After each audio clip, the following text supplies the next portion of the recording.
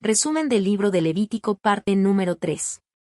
Leyes de pureza y santidad, Levítico 11 al 15. Introducción. Los capítulos 11 al 15 de Levítico contienen instrucciones detalladas sobre la pureza ritual en diversas áreas de la vida cotidiana de los israelitas. Estas regulaciones forman parte del pacto entre Dios e Israel y establecen un código de santidad que debía regir no solo la adoración en el tabernáculo, sino también la vida diaria del pueblo. En primer lugar, se presentan las leyes sobre los alimentos puros e impuros, definiendo qué animales podían consumirse y cuáles debían evitarse.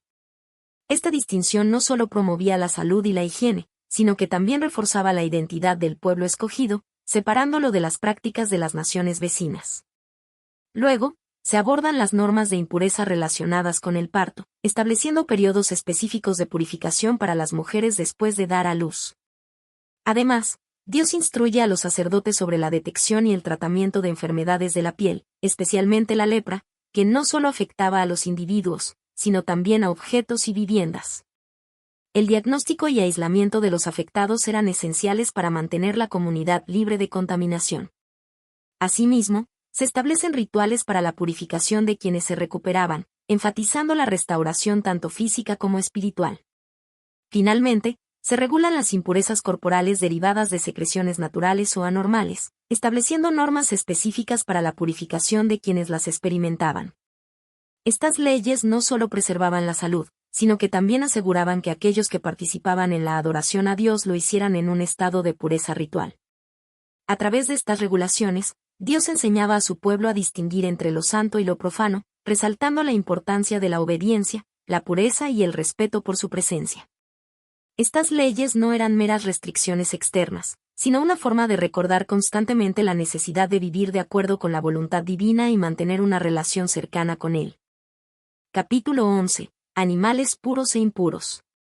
En este capítulo, Dios establece reglas detalladas sobre la alimentación y el contacto con animales, definiendo cuáles eran puros y podían ser consumidos, y cuáles eran impuros y debían evitarse. Estas leyes alimentarias no solo tenían un propósito práctico en cuanto a la higiene y la prevención de enfermedades, sino que también servían para reforzar la identidad de Israel como un pueblo apartado para Dios. Dios especifica que los animales terrestres considerados puros debían cumplir con dos características: ser rumiantes y tener pezuñas hendidas. Entre los animales impuros se mencionan el cerdo, el camello, el conejo y el tejón, ya que no cumplen con ambos criterios. En cuanto a los animales acuáticos, solo aquellos con aletas y escamas eran permitidos, lo que excluía a los mariscos y otros animales marinos sin estas características.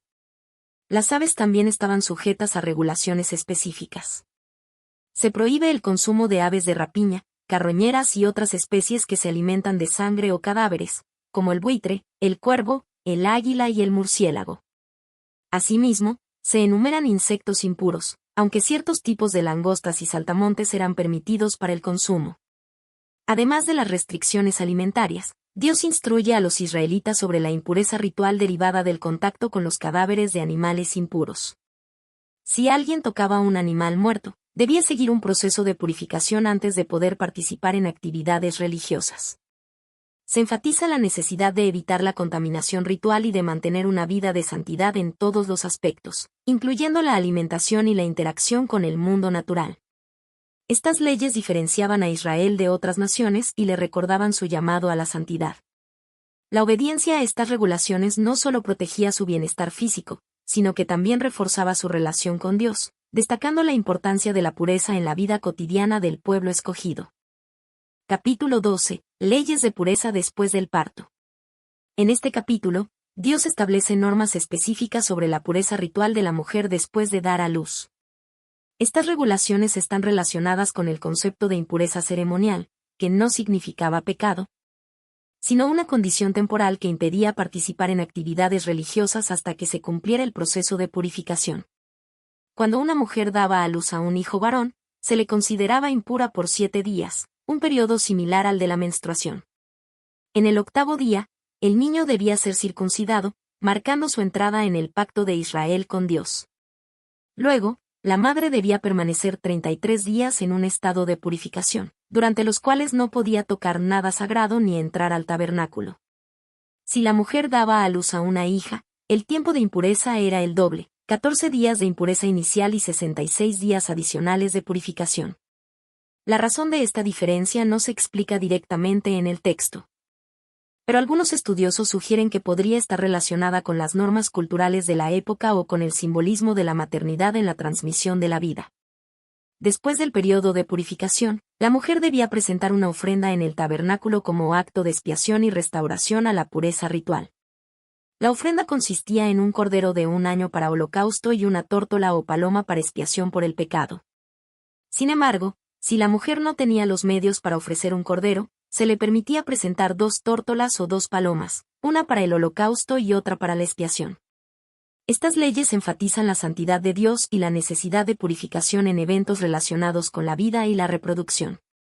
También muestran la provisión de Dios para todas las mujeres, permitiendo una ofrenda accesible a las de bajos recursos. La importancia de la pureza ritual en estos casos refleja la separación entre lo sagrado y lo común, destacando el orden establecido por Dios para la vida del pueblo de Israel. Capítulo 13. Diagnóstico de la lepra y aislamiento. En este capítulo, Dios da instrucciones detalladas a los sacerdotes sobre cómo diagnosticar diversas enfermedades de la piel, especialmente la lepra. Aunque el término lepra en la Biblia no siempre se refiere a la enfermedad de Hansen, la lepra moderna abarca una variedad de afecciones cutáneas que podían hacer a una persona ritualmente impura. Los sacerdotes tenían la responsabilidad de examinar a cualquier persona con llagas, hinchazones, manchas blancas o cualquier otra anomalía en la piel. Si los signos eran sospechosos, el afectado debía ser aislado durante 7 días y luego reexaminado. Si la lesión se extendía o presentaba signos de infección, se declaraba impuro y debía mantenerse separado de la comunidad. En caso de que la afección no empeorara, se prolongaba el aislamiento otros 7 días antes de un diagnóstico final. La lepra no solo afectaba a las personas, sino también a objetos como ropa y artículos de cuero. Si una prenda mostraba manchas verdosas o rojizas, el sacerdote debía examinarla y aislarla durante 7 días. Si al final del periodo la mancha se había extendido, la prenda debía ser quemada para evitar la contaminación. Si la mancha no crecía, el objeto podía ser lavado y reevaluado, y en algunos casos, podía ser declarado puro. Aquellos diagnosticados con lepra debían vivir fuera del campamento y llevar sus ropas rasgadas, la cabeza descubierta y cubrirse la boca mientras proclamaban impuro, impuro, para advertir a los demás de su estado. Este aislamiento no solo ayudaba a prevenir la propagación de enfermedades, sino que también tenía un significado espiritual, simbolizando la separación entre lo santo y lo impuro. Estas leyes reflejan tanto una medida sanitaria como una enseñanza sobre la pureza y la necesidad de acercarse a Dios con un corazón limpio. También muestran la importancia de la comunidad en la vida espiritual de Israel, ya que ser declarado impuro implicaba una exclusión temporal del culto y la convivencia con el pueblo.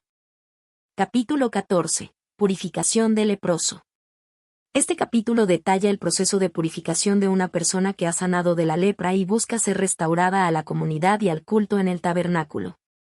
Dado que la lepra simbolizaba la impureza y el aislamiento, su curación requería no solo un diagnóstico médico ritual, sino también un complejo procedimiento de purificación. El proceso de purificación. Cuando un leproso sanaba, debía presentarse ante un sacerdote fuera del campamento.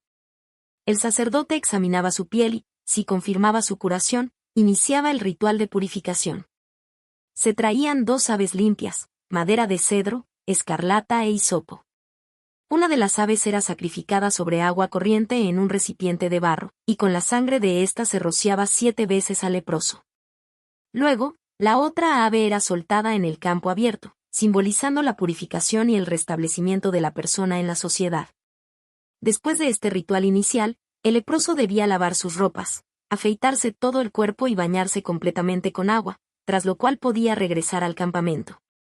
Sin embargo, debía permanecer fuera de su tienda durante 7 días adicionales antes de completar su purificación. Ofrendas y consagración en el 8º día. Al 8º día, el leproso debía traer al tabernáculo 3 corderos y una ofrenda de harina y aceite. Se ofrecían un cordero como ofrenda por la culpa, otro como holocausto y el tercero como sacrificio de paz. Además, el sacerdote tomaba un poco de la sangre del sacrificio y la aplicaba en el lóbulo de la oreja derecha, el pulgar de la mano derecha y el dedo gordo del pie derecho del purificado. Un gesto que simbolizaba la dedicación total a Dios en la escucha, las acciones y el caminar.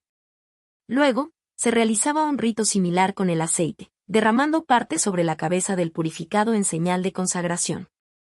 Para los pobres, se ofrecía una alternativa más accesible, permitiendo la entrega de 2 tórtolas o palomas en lugar de los corderos, asegurando que todos tuvieran acceso a la purificación sin importar su condición económica.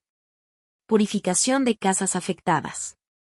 Además de las personas, las casas también podían ser afectadas por lo que se llamaba lepra en las estructuras, probablemente una forma de moho o infestación dañina. Si un dueño notaba manchas verdosas o rojizas en las paredes de su casa, debía llamar al sacerdote para inspeccionarlas. La casa se aislaba durante 7 días y, si la mancha persistía, se debían retirar las piedras afectadas y raspar las paredes. Si la lepra continuaba extendiéndose, la casa debía ser completamente demolida. Si, en cambio, después de la limpieza la mancha no regresaba, el sacerdote realizaba un ritual de purificación similar al del leproso, con 2 aves, cedro, escarlata e hisopo, demostrando que la santidad y la pureza no solo se aplicaban a las personas, sino también a los hogares. Significado espiritual. Este capítulo subraya la restauración tanto física como espiritual. La lepra era vista como una impureza profunda que afectaba todas las áreas de la vida de una persona, desde su relación con Dios hasta su comunidad. El proceso de purificación no solo devolvía al sanado su estatus en la sociedad, sino que también representaba la misericordia de Dios al dar oportunidades de restauración y reconciliación. Capítulo 15. Impurezas corporales y su purificación. En este capítulo, Dios establece leyes sobre las impurezas rituales relacionadas con los flujos corporales tanto en hombres como en mujeres. Estas regulaciones tenían un doble propósito: mantener la pureza del pueblo en su relación con Dios y promover normas de higiene que protegieran la salud de la comunidad. Impurezas en los hombres. Se mencionan 2 tipos principales de impureza en los hombres. Flujos anormales. Un hombre que sufría una secreción inusual, posiblemente una enfermedad venérea o una infección urinaria, quedaba impuro mientras persistiera el flujo. Todo lo que tocara, incluyendo su cama y objetos personales, también se consideraba impuro. Cualquiera que entrara en contacto con estos elementos debía lavarse y permanecer impuro hasta la noche. Para recuperar la pureza, el hombre debía esperar 7 días después de su sanidad, lavarse con agua corriente y ofrecer 2 tórtolas o palomas como sacrificio en el tabernáculo. Uno como ofrenda por el pecado y otro como holocausto. Emisión de semen. La emisión de semen, ya sea durante el acto sexual o de manera involuntaria, causaba impureza temporal.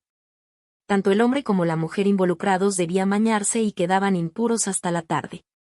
Aunque esta impureza no era resultado de pecado, enfatizaba la separación entre lo sagrado y lo profano, recordando la necesidad de pureza para acercarse a Dios. Impurezas en las mujeres. El capítulo también regula las impurezas femeninas, incluyendo menstruación. Una mujer durante su periodo menstrual quedaba impura durante 7 días. Cualquier persona que la tocara, así como cualquier objeto sobre el que se sentara o se acostara, también se volvía impuro hasta la noche. Esto aseguraba el respeto por el ciclo natural del cuerpo y reforzaba la importancia de la pureza ritual en la vida diaria. Flujos anormales. Si una mujer tenía una hemorragia fuera de su ciclo menstrual, como el caso de la mujer que tocó el manto de Jesús en el Nuevo Testamento, se le aplicaban normas similares a las del flujo anormal en los hombres. Su impureza duraba mientras persistiera el flujo, y una vez sanada, debía contar 7 días antes de ser purificada con un sacrificio en el tabernáculo. Purificación y significado espiritual. Para recuperar la pureza después de cualquiera de estos casos, la persona debía lavarse con agua y, en algunos casos, ofrecer sacrificios. Esta práctica resaltaba la importancia de la limpieza física y ritual en la vida de los israelitas. Además de su propósito higiénico, estas leyes enfatizaban que la relación con Dios requería acercarse a Él con reverencia y pureza. El énfasis en el agua como medio de purificación también anticipaba la importancia del bautismo en el Nuevo Testamento, donde el agua simboliza la limpieza espiritual y la renovación. Conclusión. Levítico 15 muestra cómo la santidad de Dios influía en todos los aspectos de la vida, incluso en funciones corporales naturales. Aunque estas impurezas no eran pecaminosas en sí mismas, simbolizaban la fragilidad humana y la necesidad de purificación constante para mantener la comunión con Dios. Estas regulaciones promovían la higiene, el respeto por el cuerpo y la conciencia de la pureza espiritual, recordando al pueblo su llamado a ser santo en todo momento. Conclusión. Las leyes de pureza y santidad establecidas en Levítico 11 al 15 enseñaban al pueblo de Israel a vivir en obediencia y a mantener una relación cercana con Dios.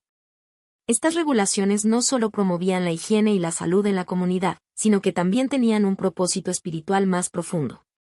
Recordarle a Israel que Dios es santo y que su pueblo debía reflejar esa santidad en todos los aspectos de su vida diaria.